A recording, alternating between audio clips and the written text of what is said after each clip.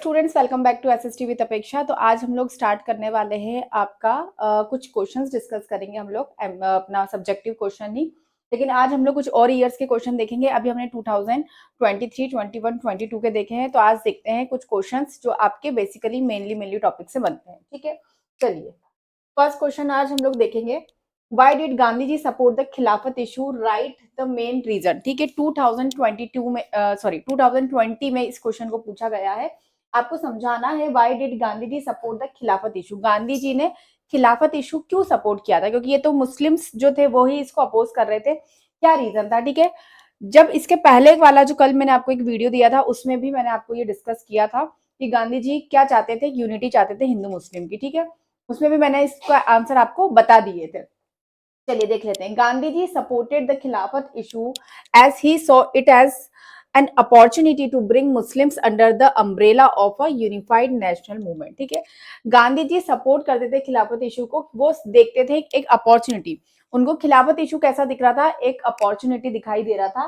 वो समझते थे कि अगर खिलाफत इशू को सपोर्ट कर दिया तो एक बहुत अच्छी अपॉर्चुनिटी मिलेगी। यूनिफाइड नेशनल मूवमेंट मतलब कि हम क्या कर पाएंगे अंडर द अम्ब्रेला ऑफ, हमको एक ऐसा अम्ब्रेला मतलब कि हमको छाया छत्र मिल जाएगी कि जिसमें हम क्या कर पाएंगे, यूनिफाइड कर पाएंगे नेशनल मूवमेंट को। मतलब गांधी जी जो भी वो एनसीएम नॉन कॉपरेशन मूवमेंट चलाना चाहते थे, लेकिन वो चाहते थे कि सभी लोग, सभी रिलीजियस ग्रुप जो इंडिया में रहते हैं, सभी कास्ट के लोग इसमें क्या करें, पार्टिसिपेट करें। लेकिन हमारे यहाँ यूनिटी नहीं थी, हिंदू मुस्लिम यूनिटी नहीं थी, कास्टिज्म बहुत ज्यादा चलता था। तो उन्होंने खिलाफत इशू को सपोर्ट किया, मुस्लिम्स का सपोर्ट किया, ताकि एनसीएम में भी उन्हें मुस्लिम्स का सपोर्ट मिले। ठीक, he believed that by supporting the Khilafat cause which aimed to protect the political and territorial rights of the Ottoman Caliphate। ठीक है, वो बिलीव करते थे कि by supporting the खिलाफत, ठीक है, क्या कि अगर हमने खिलाफत को सपोर्ट किया, Khilafat cause which aim to protect the political and territorial rights of the Ottoman खलीफट।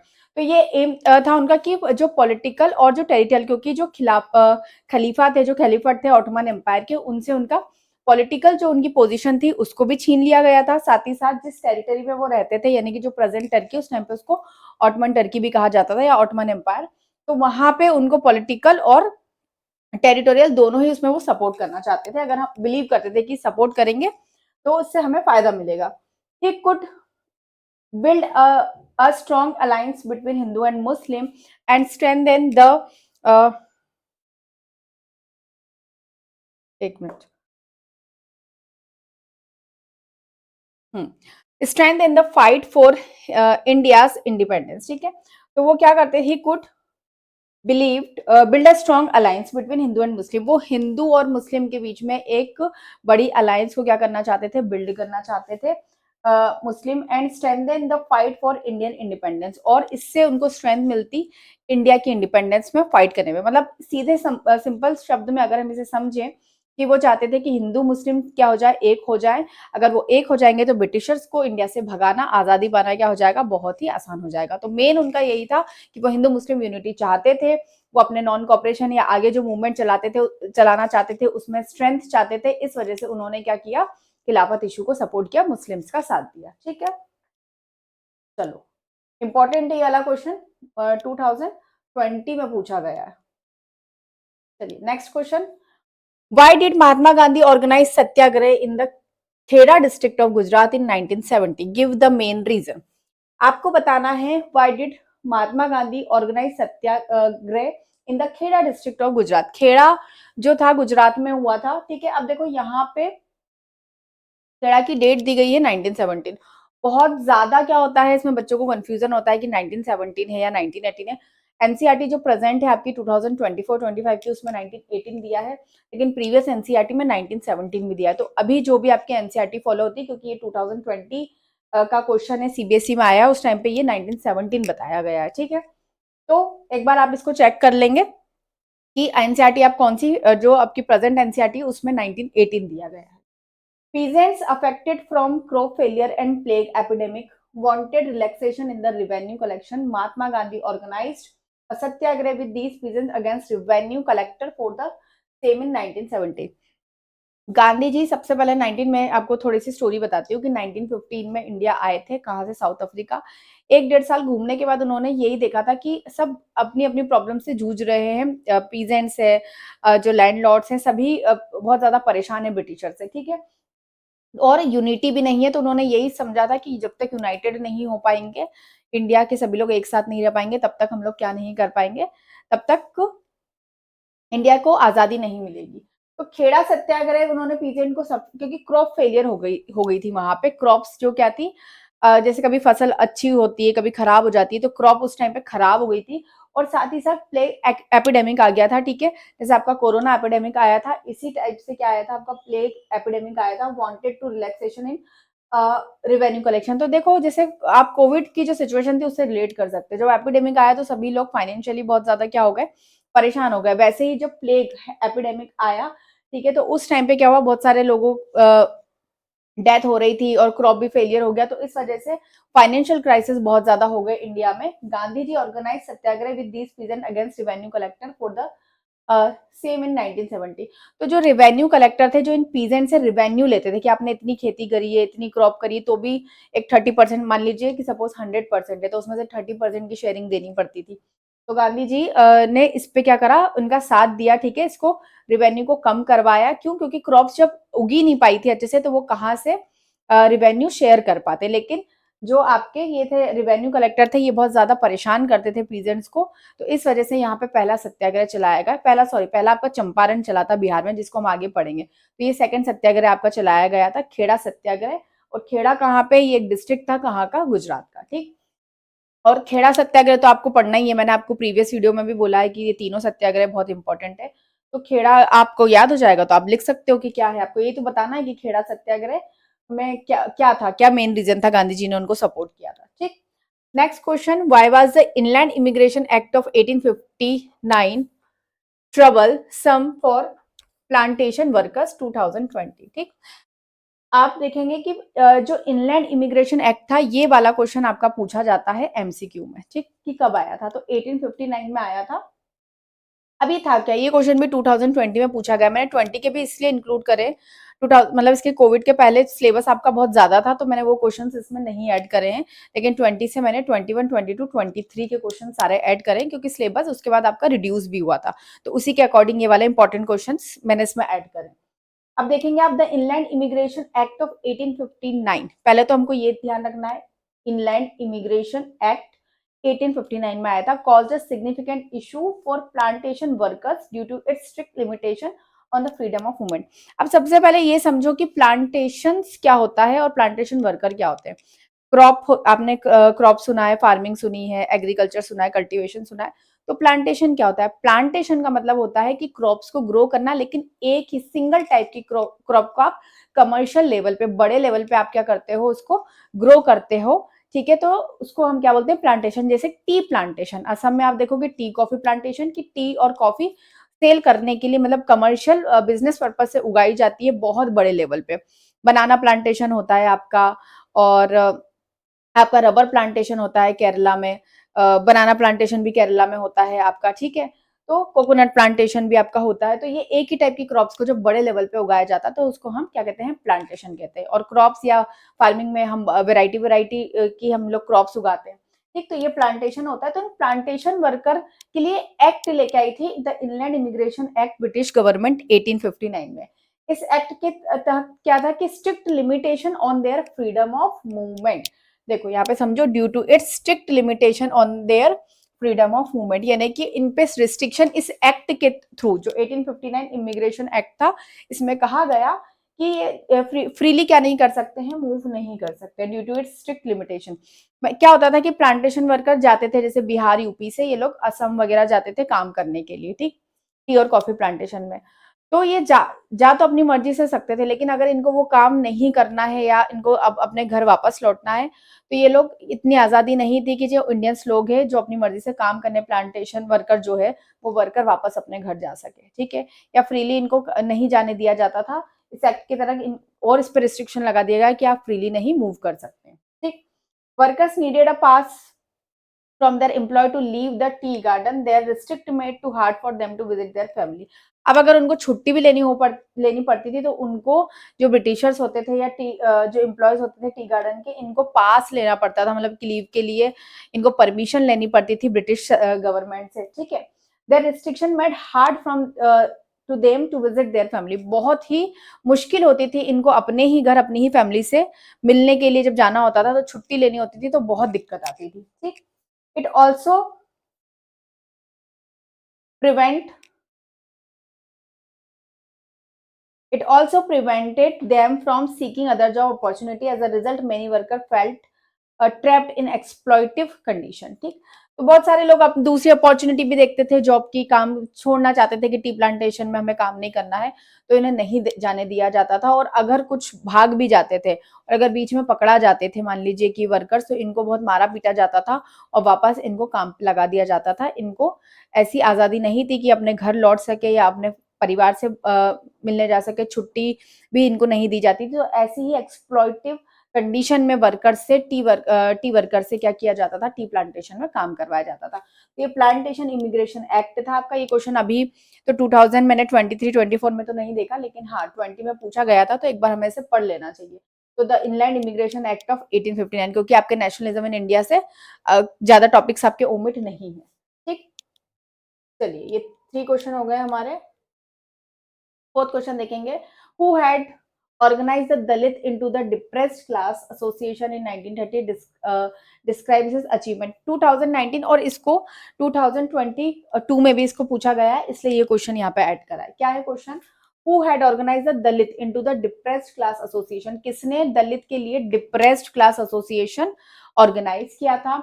Describes his achievement, उनके अचीवमेंट आपको बताने हैं, ठीक है। अब दलित जो होते हैं, जो शेड्यूल कास्ट में जो आते हैं, उनको हम मतलब उनको डिप्रेस्ड क्लास भी कहा जाता है, और उनको उस टाइम पे उनकी कंडीशन बहुत ज्यादा खराब थी, इसलिए उनको डिप्रेस्ड क्लास कहा जाता था, ठीक है। Ambedkar was a member of the Mahar caste, one of the untouchable of Dalit caste in India, ठीक है। जो मेहर कास्ट होती है, तो डॉक्टर बी आर अम्बेडकर इसके क्या थे, मेंबर थे मेहर कास्ट के, और वो खुद भी मेहर कास्ट से बिलोंग करते थे, ठीक। तो वो वन ऑफ द अनटचेबल्स और दलित कास्ट में आते थे इंडिया में, ठीक है। He became a strong advocate against oppression using both politics and writing to uplift the Dalit, ठीक है। इन्होंने एक बहुत बड़े मतलब एडवोकेट भी थे वो, against operation using both politics and writing to uplift the Dalit. तो उन्होंने इसके खिलाफ क्या करी, क्योंकि एडवोकेट भी थे, बहुत ज्यादा पढ़े लिखे थे, बहुत ज्यादा इंटेलिजेंट ब्रिलियंट थे डॉक्टर बी आर अम्बेडकर। तो पॉलिटिक्स और इन्होंने इस पे लिखना चालू करा, क्योंकि जो डिप्रेस क्लास, जो दलित, जो एज शेड्यूल कास्ट होते थे, उनकी कंडीशन उस टाइम पे बहुत खराब थी। उनको मंदिरों में नहीं चढ़ने दिया जाता था, बहुत छुआछूत, अनटचेबल्स इसीलिए उनको कहा जाता था, ठीक है। उनको बहुत कंट्री साइड में रखा जाता था, ठीक है। अगर अपर कास्ट के कोई कोई बैठा है तो उनको बहुत बाहर बिठाया जाता था, नीचे बिठाया जाता था। खुद बी आर अम्बेडकर भी ये चीजें सफर कर चुके थे। जब वो स्कूल जाते थे तो उनके टीचर उनको क्लास के बाहर बिठाते थे, क्यों, क्योंकि वो मेहर कास्ट से बिलोंग करते थे। His notable work, The Annihilation of Caste, was a powerful critic of the caste system, ठीक है। तो उनका ये बहुत नोटेबल वर्क था, उन्होंने ये चीजें देखी कि कास्ट को लेके बहुत ज्यादा ह्यूमिलेशन और ये सारी चीजें होती है, तो इस पे उन्होंने बहुत पावरफुल क्रिटिसाइज किया, ठीक है, सरकार को और सिस्टम को, जो सिस्टम इंडिया में चल रहा था। At the second round table conference he demanded separate electorate for Dalit, which led to a significant clash with Mahatma Gandhi. अब जो थे बी आर अम्बेडकर, उन्होंने सेकेंड राउंड टेबल कॉन्फ्रेंस में, क्योंकि बी आर अम्बेडकर को भी बुलाया जाता था वहां पे, तो उन्होंने गांधी जी से डिमांड रख दी कि अब क्या चाहिए, मतलब गांधी जी से डिमांड नहीं रखी, उन्होंने ये डिमांड रखी सेकेंड राउंड टेबल कॉन्फ्रेंस में कि उनको एक अलग सेपरेट इलेक्टोरेट चाहिए। सेपरेट इलेक्टोरेट मतलब कि जैसे पाकिस्तान अलग हो गया ना, तो एक अलग उनको देश बनाना है जिसमें वो सारे जो लोअर कास्ट के लोग हैं वो रहेंगे, ठीक है। इस वजह से महात्मा गांधी और उनके बीच में क्लैश भी हुआ, ठीक। और ऑलरेडी पाकिस्तान बनने वाला था, मतलब कि ऐसा पता चल गया था कि एक जो मुस्लिम्स और हिंदू मुस्लिम में यूनिटी नहीं है, तो एक कंट्री ऑलरेडी एक पार्ट, एक टुकड़ा होने ही वाला था इंडिया का, ठीक है। तो गांधी जी ऐसा नहीं चाहते थे कि एक टुकड़ा तो ऑलरेडी हो चुका है, दूसरा वो नहीं चाहते थे कि एक दूसरा पार्ट डिवाइड हो इंडिया इंडिया से। व्हेन द ब्रिटिश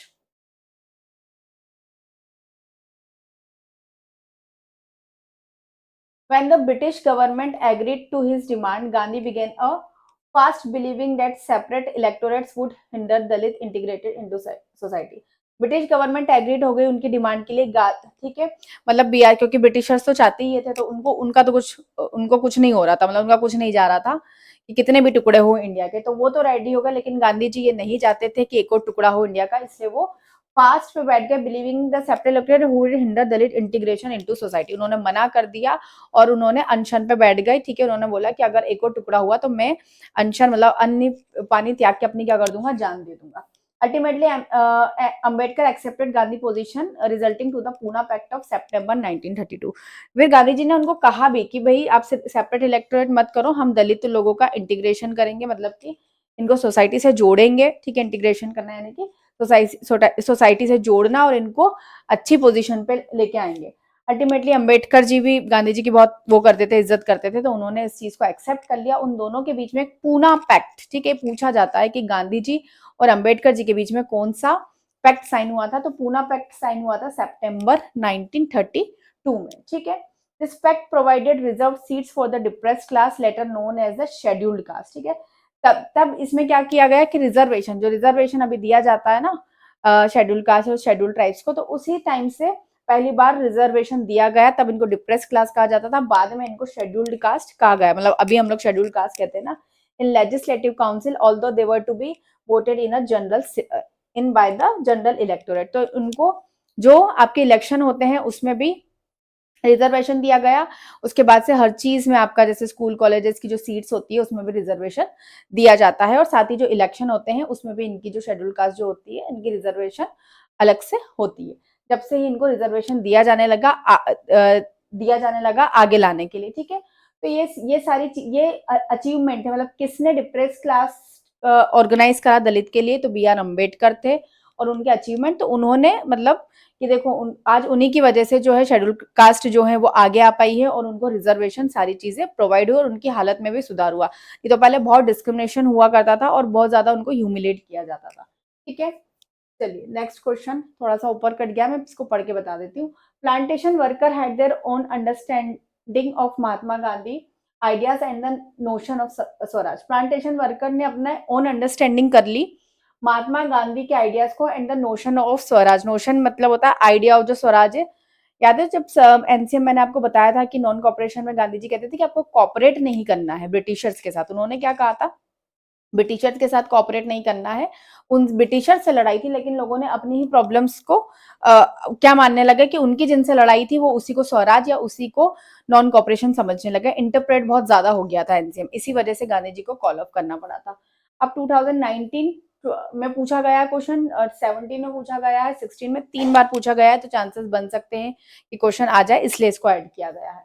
चलो, plantation worker had their own understanding of Mahatma Gandhi and the notion of Swaraj. उन्होंने अपने हिसाब से अपना आइडिया समझ लिया। For plantation worker freedom mean the right to move freely in and out of the confined space in which they were enclosed and it meant retaining a link with the village from they had to come। अभी जो हमने immigration act जो अभी पढ़ा है उसी से related है ये आपका, कि प्लांटेशन जो वर्कर थे उन्होंने ओन अंडरस्टैंडिंग समझ ली अपनी, ठीक है। Free mean the right to move freely, मतलब ये सोचते थे कि हमको फ्रीली घूमने का अधिकार जो उनको नहीं दिया जाता था, तो ये इनकी प्रॉब्लम थी, लीव वगैरह मांगते थे, इनको छुट्टियां नहीं मिलती थी, ठीक। Second, under the inland immigration act of 1859 plantation work were not permitted to leave the tea garden without permission and in act they were rarely given such permission। वही अभी हमने बस प्रीवियस क्वेश्चन में इसको डिस्कस किया है, ये लोग जब लीव के लिए मांगते थे तो उनको बहुत ही रेयरली परमिशन मिलती थी, मतलब कि 100 में से 10% चांसेस होते थे, 5% चांसेस होते थे कि इनको लीव मिल जाए, ठीक है, लेकिन इन्हें नहीं मिलती थी। व्हेन दे, और ये किसके एक्ट में कहा गया था, इमिग्रेशन एक्ट ब्रिटिश सरकार लेके आई थी प्लांटेशन वर्कर के लिए। When they heard of the non-cooperation movement, thousands of workers defied the authorities, left the plantation and headed home। जैसे ही नॉन कॉपरेशन मूवमेंट के बारे में पता चला, थाउजेंड ऑफ प्लांटेशन वर्कर ने अपनी अथॉरिटी जो मतलब जो उनको जिनके अंडर में वो रहते थे उनसे क्या करी, उन्होंने लड़ाई करी, मारा पीटी हुई और वो बहुत सारे लोग अपने घर को भागने लग गए, ठीक है। कुछ बीच में पकड़ा जाते थे, ब्रिटिश सरकार पुलिस पकड़ लेती थी उनको, फिर बहुत ब्रूटली उनको मारती पीटती थी और वापस प्लांटेशन वर्कर में झोंक देती थी काम करने के लिए, ठीक है।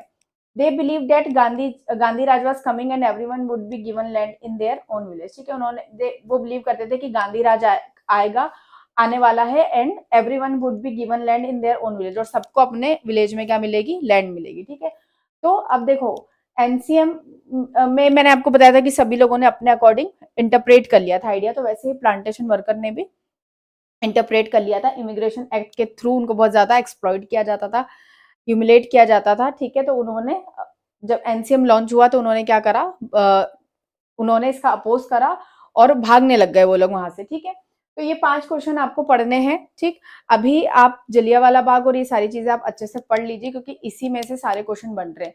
एक बार इमिग्रेशन एक्ट आपने पढ़ लिया, उसी को चेंज करके क्वेश्चन बना दिया है कि अब आपको प्लांटेशन ऑफ स्वराज, मतलब कि प्लांटेशन जो वर्कर्स थे उनके अकॉर्डिंग स्वराज का क्या मीनिंग था ये बता दिया है आपको। तो एक बार पूरा एनसीएम पढ़ लेंगे आप, लिमिटेशन पढ़ लेंगे एनसीएम की, तो कोई दिक्कत नहीं आएगी आपको। जलियांवाला बाग पढ़ लीजिए आप लोग, रोलेक्ट एक्ट पढ़ लीजिए, ठीक है, सीडीएम पढ़ लीजिए। इन टॉपिक्स के अलावा कहीं से भी इस चैप्टर में से क्वेश्चन आना नहीं है। मैप वर्क जरूर आएगा, वो भी मैं आपको अपकमिंग क्लासेस में करवाऊंगी। अभी कुछ रिसेंट ईयर से देखा जा रहा है कि केस स्टडी आ रही है, तो नेक्स्ट वीडियो बिल्कुल भी मिस मत करना।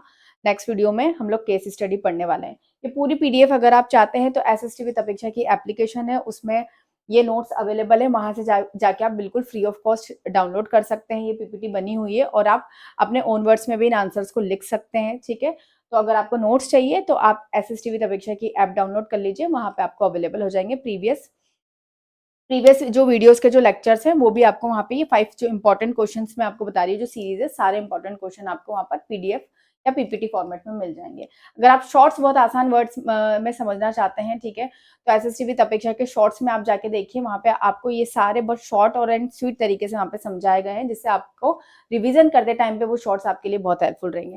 मिलेंगे नेक्स्ट वीडियो में केस स्टडी के साथ। अभी सब्जेक्टिव क्वेश्चन जितने हैं वो मैं आपको करवा चुकी हूँ। अब हम लोग एमसीक्यू करेंगे, केस स्टडी करेंगे इस चैप्टर के, और मैप वर्क करेंगे। ये चैप्टर इसलिए करवाया है पहले क्योंकि ये 6 मार्क्स का आता है, 5 से 6 मार्क्स का आता है। इसके बाद हम करेंगे पॉलिटिकल पार्टीज, क्योंकि वो भी बहुत ज्यादा वेटेज वाला क्वेश्चन है। तो पहले हायर वेटेज वाले हम लोग चैप्टर्स के क्वेश्चन देखेंगे, देन फिर उसके बाद हम उसके अकॉर्डिंग धीरे धीरे स्विच करेंगे। ठीक है, कोई भी डाउट आता है आप कॉमेंट सेक्शन में मुझसे पूछ सकते हैं। ठीक है, तो मिलते हैं नेक्स्ट वीडियो में।